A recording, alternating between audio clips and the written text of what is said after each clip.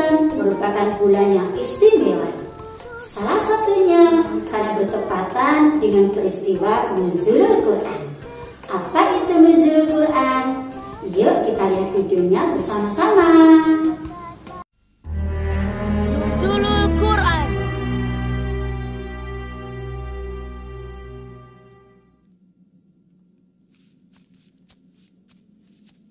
Nanti sore jangan lupa kamu siapkan perbekalan untuk Muhammad ya.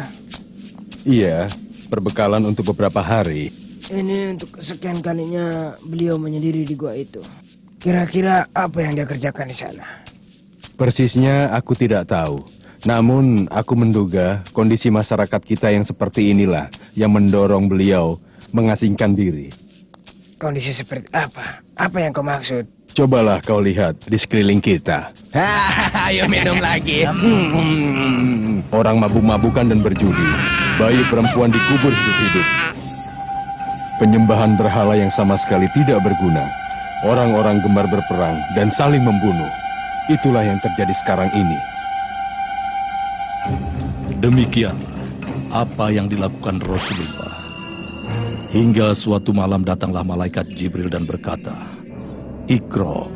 Rasulullah terkejut dengan gugup dan gemetar. Beliau menjawab, "Saya tidak bisa membaca." Lalu Jibril pun memeluk Nabi dan kemudian melepaskannya dan mengulangi perintahnya, "Iqra." Muhammad pun semakin takut dan gemetar. Beliau menjawab, "Saya tidak bisa membaca." Jibril pun memeluknya lagi hingga Muhammad merasa tidak berdaya. Setelah dilepaskan, dia pun berkata lagi, "Iqra." Nabi kembali menjawab, "Saya tidak bisa membaca." Untuk ketiga kalinya Jibril mendekati Muhammad dan memeluknya hingga beliau merasa lemas. Kemudian Muhammad dilepaskan. Selanjutnya ia pun berkata lagi, "Bacalah dengan nama Tuhanmu yang menciptakan. Dia telah menciptakan manusia dari alaq. Bacalah, dan Tuhanmulah yang paling pemurah, yang mengajar manusia dengan perantaraan kalam. Dia mengajar manusia apa yang tidak diketahuinya." Rasulullah segera pulang menemui Khadijah dalam keadaan gemetar. Kemudian beliau diselimuti oleh Khadijah, istrinya. Tidak lama kemudian Khadijah mengajak Rasulullah menemui sepupu Khadijah yang sudah tua dan buta. Dia bernama Warokoh bin Naufal. Di masa jahiliyah, ia seorang pemeluk agama Nasrani. Hai, anak saudaraku, ada apa gerangan? Kemudian Rasulullah menceritakan apa yang baru saja dilihat dan dialaminya di Gua Hiro. Itu adalah malaikat yang pernah diutus Allah kepada Musa. Alangkah bahagianya seandainya aku masih muda dan seandainya aku masih hidup saat engkau diusir oleh kaummu.